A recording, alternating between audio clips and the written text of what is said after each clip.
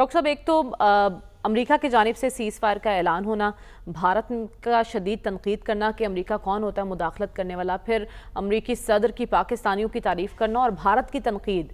ये एक तो वाशिंगटन पाकिस्तान पर इतना मेहरबान क्यों हो रहा है, और दूसरा जो सीज़ फायर की कोशिशें हो रही हैं ये यकीनन दोनों ममालिक से राब्तों में होंगे ना, तो भारत में इस वक्त क्या चल रहा है इसको लेकर? देखिए, ये दो तीन चीज़ें मुख्तलिफ चीज़ें हैं जो जहाँ तक भारत के लीडर्स की बेलिजरेंट की सख्त किस्म के जो बयानात आ रहे हैं, उसकी वजह यह है कि वहाँ पे डोमेस्टिकली क्रिटिसिज्म हो रहा है बहुत ज़्यादा कि आपने अमेरिका की क्यों बात मानी है। आप तो खुद बड़ी पावर बनने की कोशिश कर रहे हैं, और उसकी वजह से तो वो फिर उस चीज़ को सेफ गार्ड करने के लिए ये बयान दे रहे हैं। अभी तो ट्रेलर चला है, फिल्म चलनी है, या मोदी साहब ने भी एक आध बयान दागा है, तो ये इस किस्म का एटीट्यूड रहेगा, बयानबाजी रहेगी, क्योंकि डोमेस्टिक पॉलिटिक्स की ज़रूरत है उनको। अच्छा। और वो इसलिए भी ज़रूरी है कि अभी इलेक्शन, बिहार के अंदर इलेक्शन आ रहा है, लेकिन मेरा नहीं ख्याल कि फौरी तौर पर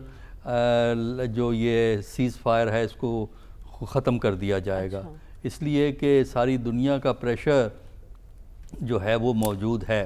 अलबत्ता ये है कि कोई स्टेबल पीस इंडिया पाकिस्तान के दरमियान कायम नहीं हो सकता। वजह यह है कि वो वजूहात का जिनका भी तज़किरा हुआ है, जब तक वो वजूहात आप एड्रेस नहीं करेंगे उस वक्त तक ये तनाज़ा चलता रहेगा। आज ना सही 6 महीने के बाद सही, 6 महीने के बाद ना सही, साल के बाद सही, तो ये दोबारा झगड़ा उसी तरह एक मिलिट्री कॉन्फ्रंटेशन में। स्पेशली अगर हम बिहार के इलेक्शन की बात करें तो जब तक वो नहीं हो जाते या उस पर असरअंदाज होने के लिए मोदी के अज़ाइम हमें ख़तरनाक ही दिखाई दे रहे हैं। नहीं, देखिए, वो बयानबाजी तो ख़तरनाक ही होगी, लेकिन फौरी तौर पे वो दोबारा इस मिलिट्री एक्शन में नहीं जाएंगे। अच्छा। उसकी जो है वजूहात हैं बैनुल अक़वामी सतह पे। और जहाँ तक ट्रंप का जो ताल्लुक़ है ना, ट्रंप के बयानात का, उसमें ज़्यादा गलत फहमी में ना रहें आप। उसकी देखिए, उसको समझने के लिए आपको अमेरिका की पॉलिटिक्स पे ज़रा गौर करना पड़ेगा और ग्लोबल पॉलिटिक्स पे देखना पड़ेगा। देखिए, ट्रंप ने जब प्रेसिडेंट हुआ है तो उन्होंने ये कहा कि मैं जंगें बंद कराऊंगा। Exactly. तो अब ये पहली मिसाल मिल गई है कि मैंने एक जंग बंद कराई है। तो जो डोमेस्टिकली वहाँ क्रिटिसिज्म उस पर हो रहा था कि अभी तक वो यूक्रेन की जंग बंद नहीं हुई, वो गज़ा की जंग बंद नहीं हुई, तो उसने कहा ये देखना, एक काम तो मैंने कर दिया ना, ये तो जंग बंद कराई। न्यूक्लियर पावर थे, एस्केलेट करके न्यूक्लियर एक्सचेंज की तरफ जाने का पॉसिबिलिटी तो रहती है हर वक्त।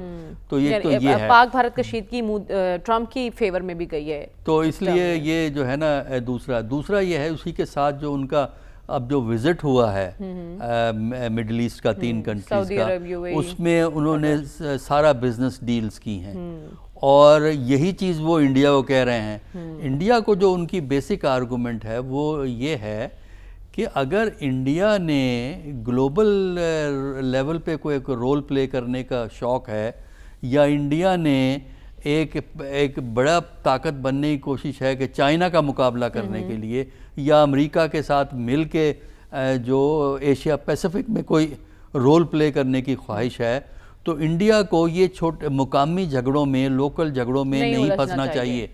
वजह यह है कि अगर इंडिया पाकिस्तान की जंग रिवाइव होती है तो इसका एक नुकसान इंडिया की इकोनॉमी को होता है। वजह, और उसने अगर इंडिया को ये बात समझ में आ रही है, मोदी के दिमाग में मोदी बता रहा है ना उसको। देखें, उसमें होता ये है कि अगर आपने ग्लोबल रोल प्ले करना है, जो कि इंडिया की ख्वाहिश है, और चाइना का मुकाबला करना है, तो इकोनॉमी का बेहतर होना ज़रूरी है। ठीक है। इंटरनेशनल रोल के लिए आपकी इकोनॉमी डोमेस्टिक सोर्सेज पे खड़ी होनी चाहिए, ये बुनियादी असूल है। यही बात ट्रंप कह रहा है कि जी ट्रेड करें, ये मामला ठीक करें।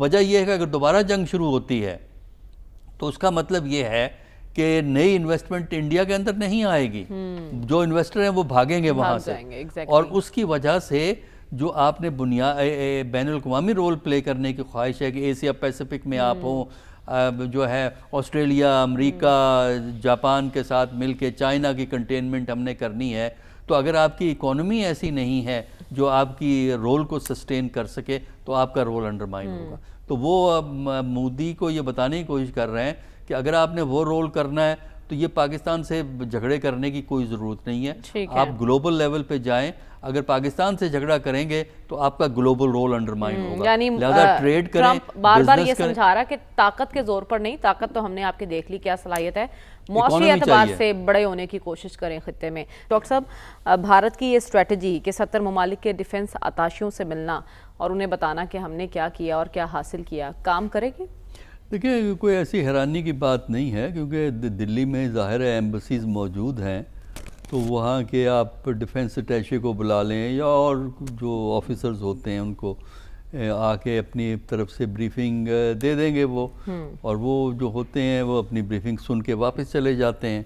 अब किस हद तक कन्विंस हुए हैं वो इतनी कामयाबी नहीं उसमें होती। वजह उसकी ये है कि अगर ये डेलीगेशन बाहर भी भेजें, वहाँ भी हमें पता है कि क्या बेसिक आर्गूमेंट वो पाकिस्तान के ख़िलाफ़ देते हैं। वो इतनी इसलिए नहीं चल सकेगी कि बाहर इस वक्त आर्टिकल ऑलरेडी छपना शुरू हो गए हैं। एग्जैक्टली। वहाँ के ये एक तो ये है ना कि ये अखबारी आर्टिकल्स की मैं बात नहीं कर रहा, अखबार में भी अखबारी आर्टिकल भी जनरली इतने कोई फेवर में नहीं है इंडिया के, लेकिन जो वहाँ मिलिट्री के जो मुख्तलिफ रिसर्च सेंटर्स होते हैं तो वो एनालिसिस प्रोड्यूस करते हैं, तो कुछ चीज़ें छपनी शुरू हो गई हैं जिनके मुकाबले में इनकी आर्गूमेंट जो है वो कामयाब नहीं होगी। इनकी बेसिक आर्गूमेंट जो बाहर पाकिस्तान के ख़िलाफ़ है ना, वो ये है कि पाकिस्तान टेररिज्म प्रमोट करता है, यानी ये साबित करना चाहते हैं कश्मीर में एवरीथिंग इज़ फाइन एक्सीलेंट, बड़े लोग हिंदुस्तान के जो है ताबे हैं और सिर्फ ये पाकिस्तान से कुछ लोग आके वहाँ गड़बड़ करते हैं। एक तो ये कहानी वो सुनाने की कोशिश करते हैं जो कि अब चलती नहीं, क्योंकि ये पिछले 25 साल से 30 साल से यही कहानी चल रही है। लेकिन डॉक्टर साहब, जब ये सुनाने जाएंगे अपनी कहानी तो आगे से कहा नहीं जाएगा कि पहलगाम पे आप तहकीकात तो करवाते पहले? नहीं, यही तो वो काउंटर तो इसी में फंसते हैं ना आके,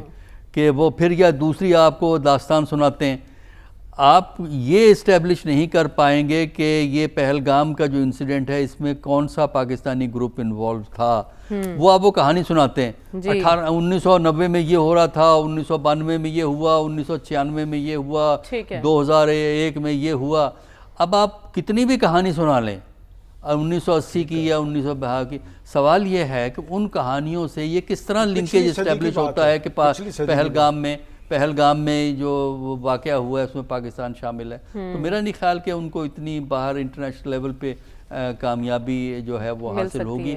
ये ज़रूरी कार्रवाइयाँ होती हैं जो रियासत करती है। मेरा ख्याल है कि हिंदुस्तान की हुकूमत को दूसरे मुल्कों के लीडरों को कन्विंस करने की ज़रूरत नहीं, पहले वो अपनी कौम को तो कन्विंस कर लेना, वो वहाँ ज़्यादा ज़रूरी है। वैलिड पॉइंट आपने रेज़ किया है। को भी ब्रीफ कर दें।